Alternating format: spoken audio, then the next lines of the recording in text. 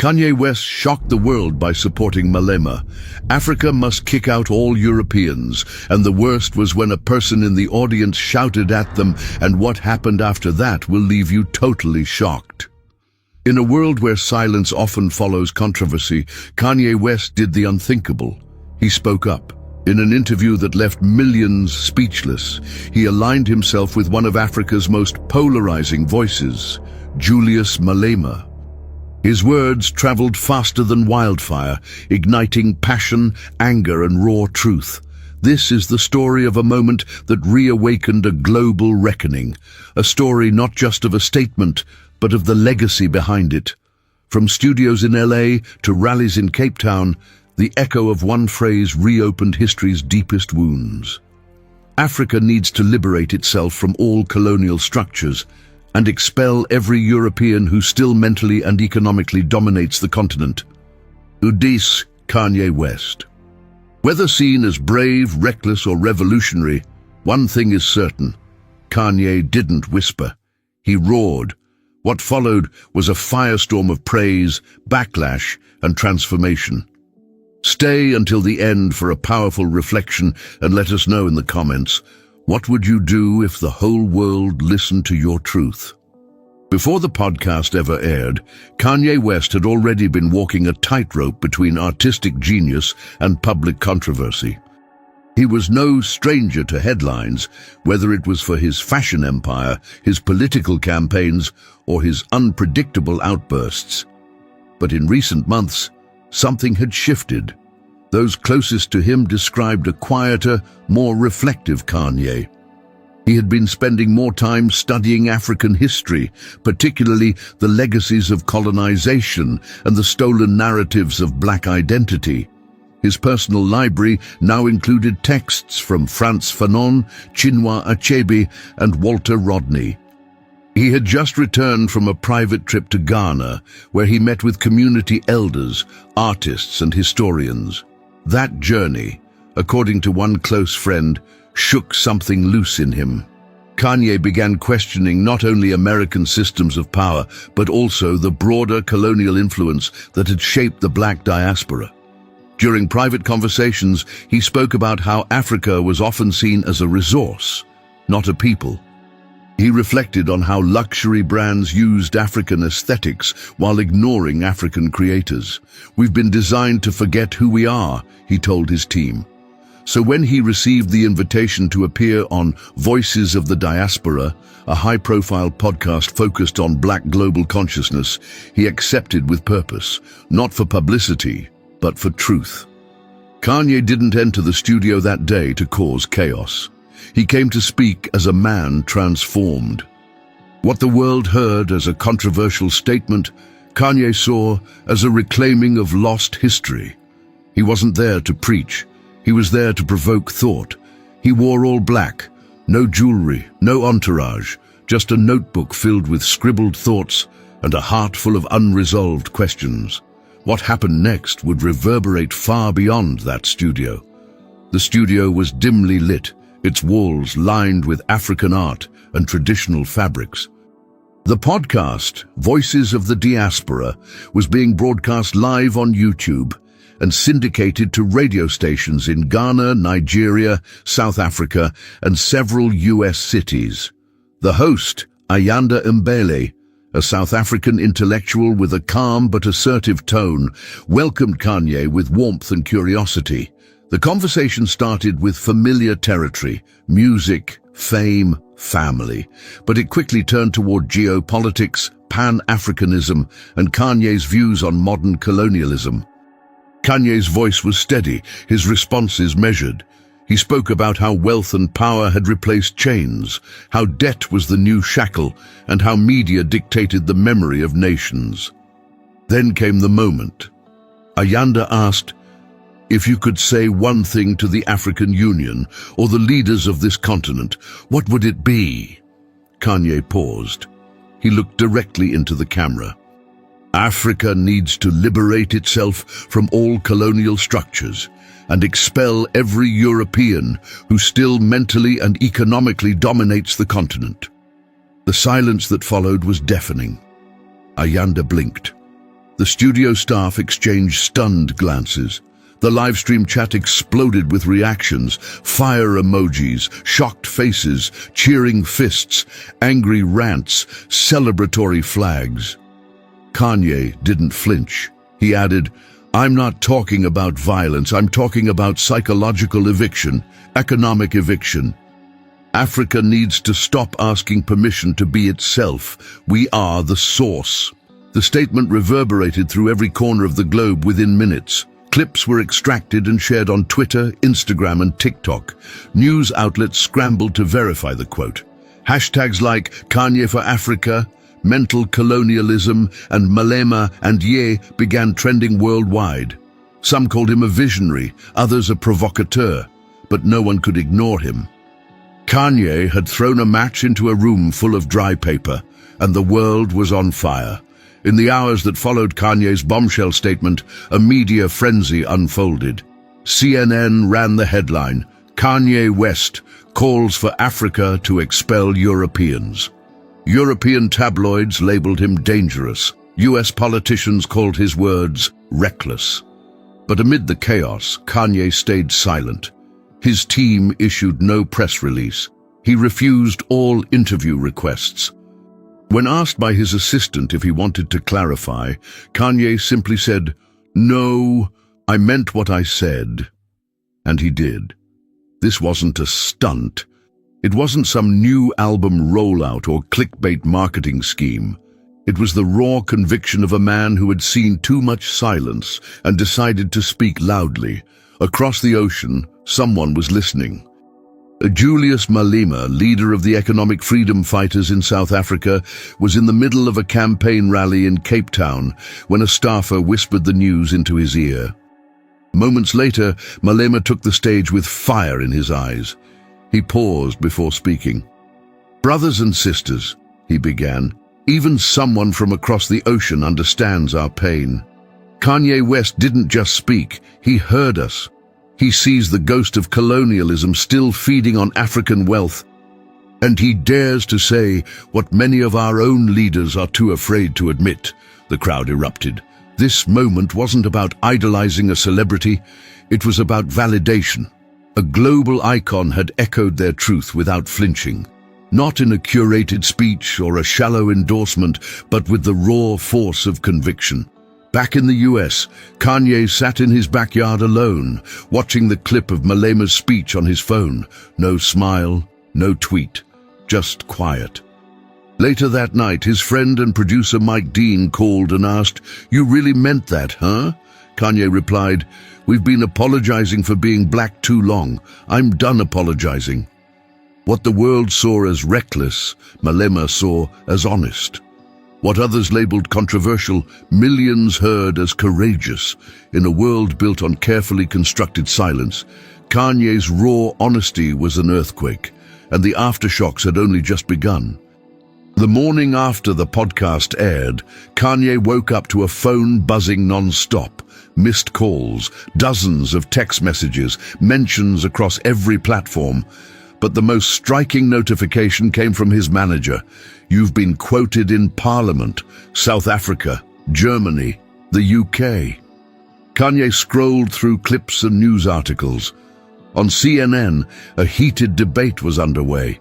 One panelist called his comments an irresponsible glorification of separatism.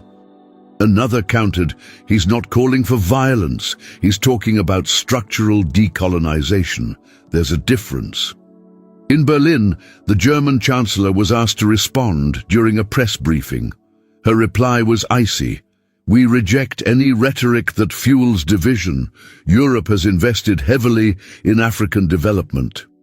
Meanwhile, in Lagos, a university professor went viral for defending Kanye's statement. "It takes an outsider with global influence to say what African intellectuals have been shouting for decades. He is not the problem. He's a mirror." Even Beyoncé's mother posted an Instagram story. "Truth sounds like hate to those who hate the truth."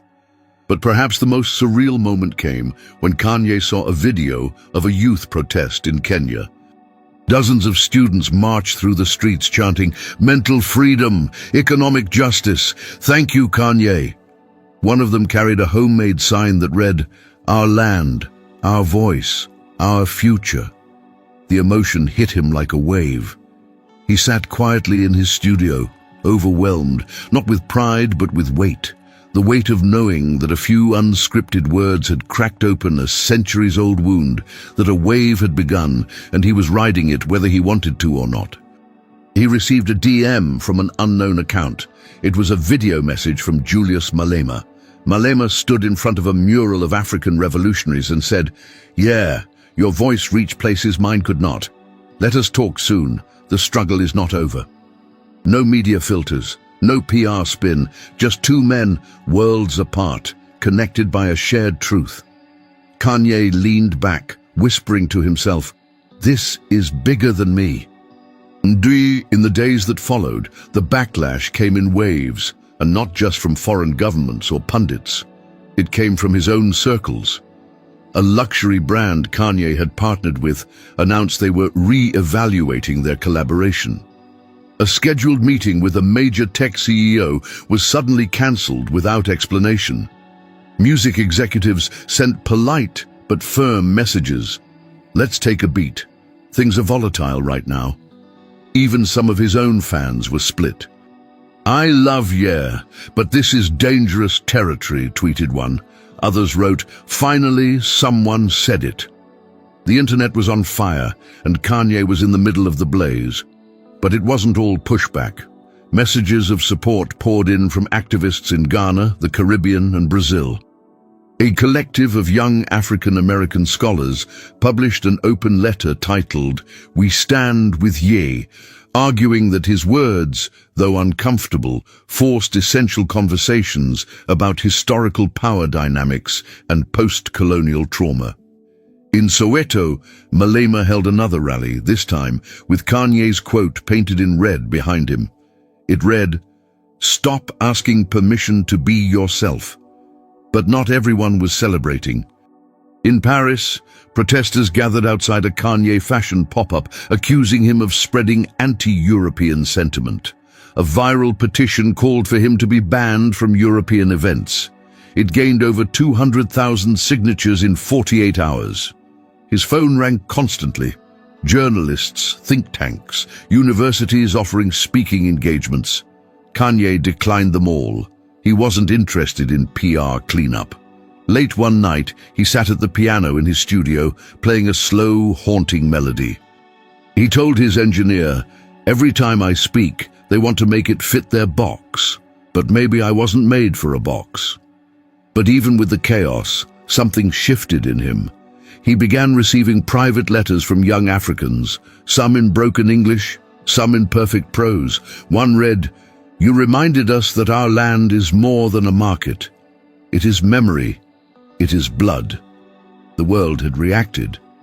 But more importantly, the people had heard. And Kanye? He was just beginning to understand what he had ignited. It was just past midnight in Los Angeles when Kanye received the call. It came from a South African number he didn't recognize. On the other end, Julius Malema. "Kanye, brother, the time has come," Malema said without preamble. "Your words were more than sound bites. They were a matchstick. Let's light the whole torch." Kanye, still groggy, rubbed his eyes. "What do you mean?" "I mean, we organize. You come here. We hold a joint forum. We bring black voices from all over the diaspora. And we make a declaration of cultural independence, of economic liberation for all of us." It wasn't just a symbolic invitation. Malema was proposing something real, a Pan-African cultural summit to be held in Johannesburg, where thinkers, musicians, political leaders, and youth activists from across Africa and the diaspora would gather. Malema wanted Kanye not just to attend, but to co-host. The implications were massive. Accepting would thrust Kanye into uncharted territory, not as an artist, but as a global cultural figure making direct political waves. It would cement his alignment with a movement many Western powers saw as radical and destabilizing. His inner circle was torn. One advisor warned, You'll be blacklisted from half the Western world. They'll paint you as an extremist. Another whispered, but you might become the most important voice of your generation. For Kanye, the weight wasn't in politics. It was in legacy. He called his mother's old friend, an African studies professor who had known him since he was a teen. She listened, then said, "Yeah, if you go with humility. This isn't your stage. It's theirs. You're a guest in a story older than rap." Kanye sat in silence, staring at the ceiling. He didn't answer malema right away. He needed to feel it in his bones. Later that night, he walked into his home studio and recorded a single voice memo. No beat, no chorus. Just his voice. "They told me to stay in my lane, but my lane is truth, and truth ain't got borders." Kanye didn't answer malema right away. Days passed. The media speculated wildly. "Ye going to South Africa?" became a trending headline. But behind the scenes, it wasn't strategy holding him back. It was something deeper, fear. Not of danger or controversy, Kanye had lived through that 100 times. But fear of misrepresenting a struggle that wasn't his to lead. Of becoming another outsider trying to save a continent that had never asked for rescuing. He walked through his Calabasas compound, talking to himself, praying, journaling. One entry read, "This ain't a tour stop. This is soul work." He thought of his mother, Dr. Donda West, and her lifelong work in education. He remembered her lessons about truth, voice, and the importance of knowing when to speak and when to listen. Still, the pressure was real. One of his advisors urged him, "Yeah, if you say yes, you'll be seen as a revolutionary. If you say no, people will say you folded." But Kanye wasn't interested in optics. He was interested in impact. He turned to the youth, the ones who had marched in Nairobi, who had messaged him on Instagram, who had posted his quote next to the faces of Kwame Nkrumah and Thomas Sankara. He watched a short documentary someone sent him. African teenagers discussing identity, colonial trauma, and the feeling of being owned economically by nations that once physically occupied their lands. One young girl, maybe 14, looked into the camera and said, "We're not asking to be saved, we're asking to be heard." That did it. The next day, Kanye called malema. No press release, no cameras, just two voices. "I'll come," Kanye said, "but not as a savior, as a student." Malema replied, "Then you're already one of us." The summit was set. Johannesburg, a stadium-sized venue open to the public. The name, The Gathering of Memory. It was no longer just about a quote in a podcast. It was about reclaiming narratives across oceans, borders, and bloodlines. Kanye had made his choice. Kanye stepped off the plane in Johannesburg without an entourage. No flashy outfit, just sneakers, a plain black hoodie, and a backpack. The South African sun greeted him like a truth long waiting to be faced. He was met not by cameras, but by a group of young organizers, artists, educators, activists. No red carpet, just hands extended in respect, not awe. The summit was 3 days away. Until then, Kanye wanted no press, just immersion. He spent his first day in Soweto, walking through the Hector Peterson Memorial, absorbing the history of the 1976 student uprising. A local guide named Thando told him, "Our pain is not just history, it's breath. We carry it every day." They spoke for hours, not about fame or music, but about systems, silence, and survival. On day 2, he visited a rural farming village where community leaders taught him about land repossession efforts, how even now black South Africans fight for land stolen generations ago. Kanye asked, "How do you heal when justice never showed up?" An elder replied, "We don't wait for justice. We become it." That night, Kanye sat alone in his hotel room, voice recording his thoughts. "I thought I came here to speak, but I came here to learn. My words are loud, but their silence is deeper. I finally get it. It ain't about me. It's about the echo. By the third day he was different, not in clothes or words, but in gaze, in pace. He walked slower, listened longer. The venue for the summit, a massive open-air stadium, had been transformed into a cultural haven. Drummers, poets, historians, rappers, and tribal elders filled the space. The colors of every African flag flew beside banners that read, "We remember, we rise, we reclaim." When Kanye took the stage, it wasn't to perform. He stood still for a long moment before speaking. No teleprompter, no script. "Before I speak," he said, "I need to thank you for showing me who I really am, for reminding me that truth isn't always loud. Sometimes it's quiet and still sacred." The crowd didn't roar. They nodded, some cried, others just listened. The artist who once shook the world with beats and rants had finally found power in stillness. When Kanye returned to the United States, the landscape had shifted. The media still ran headlines, but they were different now, less sensational, more curious. From Jesus to Johannesburg, has Kanye finally found his purpose? A different Ye. What the South African summit taught him, and us. More than recognition, there was a sense of respect. He was invited to speak at universities, not for album promotions, but for lectures on culture, identity, and African philosophy. He accepted one, Howard University. The auditorium was packed, not with fans, but with thinkers. He opened by quoting a South African elder, "We don't wait for justice, we become it."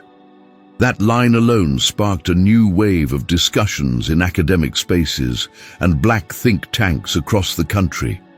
Kanye wasn't trying to become an intellectual, he was just sharing the stories of those he had met, but the authenticity hit harder than any theory. Meanwhile, artists from the continent began sampling his podcast, quote, in their songs. One Ghanaian rapper called it "the call that woke the lions." A Nigerian visual artist painted a mural of Kanye holding a broken chain with the words, "Truth ain't got borders." Even skeptics began to shift. A longtime critic wrote in The Atlantic, "I still question Kanye's methods, but it's clear this wasn't a publicity stunt. The humility in his recent actions speaks louder than any apology could." In a surprising turn, one of Kanye's biggest brand partners, who had originally distanced themselves, reached back out. They wanted to collaborate on a youth-focused creative program across Africa. Kanye declined the deal, but counter-offered, "Let's do it non-profit, no logos, no press, just impact." They agreed, but through all the accolades, Kanye remained grounded. He didn't tweet about his transformation. He didn't release a documentary or launch a fashion line inspired by it. He simply kept showing up in spaces where his voice could amplify others. He even began mentoring young African-American creatives through a program called Echoes of the Diaspora, connecting them with African counterparts through virtual workshops and cultural exchange. He had become something rare. A man who once demanded the mic, now using it to pass the sound along.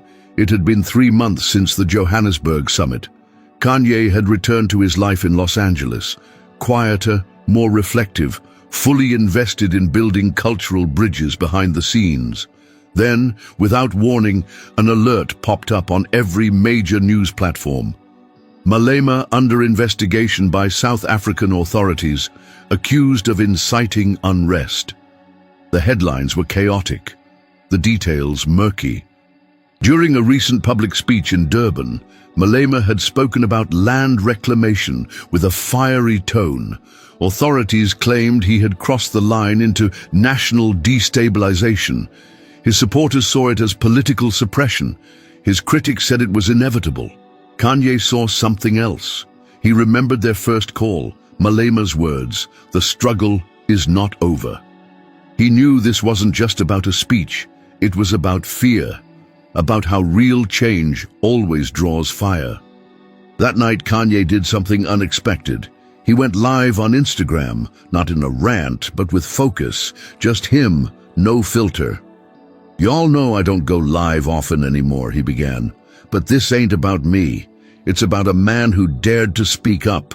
A man who showed me what courage looks like up close. Julius Malema is not perfect, but he's real. And when real ones speak truth, systems try to silence them." Within minutes, the live stream had over 2 million viewers. Supporters from across the globe began using the hashtag #StandWithMalema, which trended within the hour. Malema's team reached out privately, thanking Kanye not just for the public stance, but for the dignity of how he delivered it.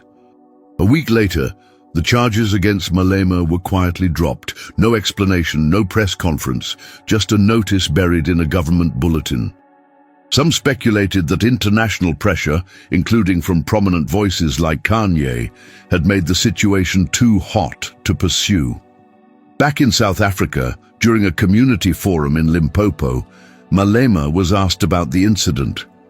He smiled and said, "Even when you cross oceans, a brother's voice can still protect your name."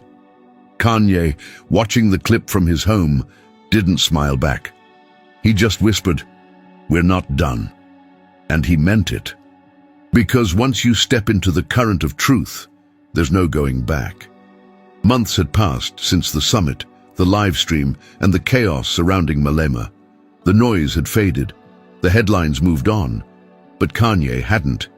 He was still meeting with youth organizers, still funding cross-cultural exchange programs between the US and the African continent, quietly, without fanfare. His team often found him in deep conversation with professors, poets, and community leaders. Not as an authority, but as a listener. There were no new albums, no bold announcements, just steady action. He had even taken a sabbatical from his fashion empire. "If it doesn't serve the soul, it's just fabric," he told his design team. People started noticing, not just what he said, but what he stopped saying. He no longer rushed to respond to controversy or inject himself into every discourse. He let his work, and the voices he amplified, speak instead. He returned to Africa 3 times in silence, once to Ghana, once to Rwanda, and once again to South Africa, this time without media coverage. In Rwanda, he met survivors of the genocide. In Ghana, he sat in on an oral history circle, listening to tribal elders pass knowledge to children. In Cape Town, he attended a quiet dinner with Malema, away from microphones. And yet, his name kept circulating, not in gossip columns, but in academic journals, youth forums, and classrooms. Educators began using his journey as a case study in identity, transformation, and diasporic solidarity. He was no longer just Kanye the rapper or Ye the mogul. He had become a bridge between past and present, between continent and diaspora. At a youth forum in Chicago, a 17-year-old girl stood up during a Q&A and asked, "Do you think Kanye West changed the world?" The speaker paused, smiled, and replied, "Maybe not the whole world, but he changed the conversation." And sometimes, that's how the world begins to shift. Back in Los Angeles, Kanye sat in his home studio. No beats, no cameras, just a journal. He wrote, "When the beat stops, the truth plays louder, and I'm learning to listen." He closed the journal, placed it on the shelf, and whispered one last time, "We're just getting started." What started as a quote on a podcast became a ripple, one that touched continents, cracked open conversations long buried, and redefined what influence could look like when rooted in humility. Kanye West didn't just speak a truth, he chose to carry it. And in doing so, he invited millions to reconsider their silence, their history, and their power. This was never about one man fixing the world. It was about what happens when someone chooses not to look away, when they speak with conviction, knowing the cost, but trusting the cause. The story reminds us that transformation doesn't begin with perfection. It begins with honesty. with the willingness to say, I was wrong, or I didn't know, or teach me. Kanye's journey shows that you don't have to be an expert to join the conversation. You just have to be present, fully, vulnerably, courageously. And maybe most importantly, it reminds us that movements aren't made by giants. They're built by bridges, because every time someone dares to ask a difficult question, every time a boundary is crossed in the name of understanding, every time a truth is spoken, even when it shakes the room, that's a step toward healing. From Johannesburg to Chicago, from studios to street rallies, from silence to song, this wasn't a story of fame. It was a story of return, of going back to the source, of remembering what was always true. The world would remember many things about Kanye West, the music, the fashion, the firestorms, but those who truly watched his evolution would remember something different. They'd remember the day a man known for speaking loud chose to listen deeply. They'd remember that while empires argue and headlines fade, it is the stories, quiet, stubborn stories, that survive. And that's what this became. Not a controversy, not a trend, but a story etched into the larger narrative of a continent reclaiming its voice, and a man finding his within it. For Africa, the journey continues. For the diaspora, the bridge is built. And for Kanye, he walked into a studio one day as an artist and stepped out as a witness. No perfect hero, no clean lines, just a man who looked history in the face and said, "We see you now." And that sometimes is enough to change everything. You followed a journey that crossed oceans and shattered silence. Now we turn it to you. What does truth mean to you when the whole world is listening? Have you ever faced a moment where staying silent felt heavier than the risk of speaking up? Drop your thoughts below. This isn't just Kanye's story. It's all of ours. If this moved you, share it. If it challenged you, reflect on it. If it inspired you, pass it on. Because sometimes the echo of one voice can start a revolution.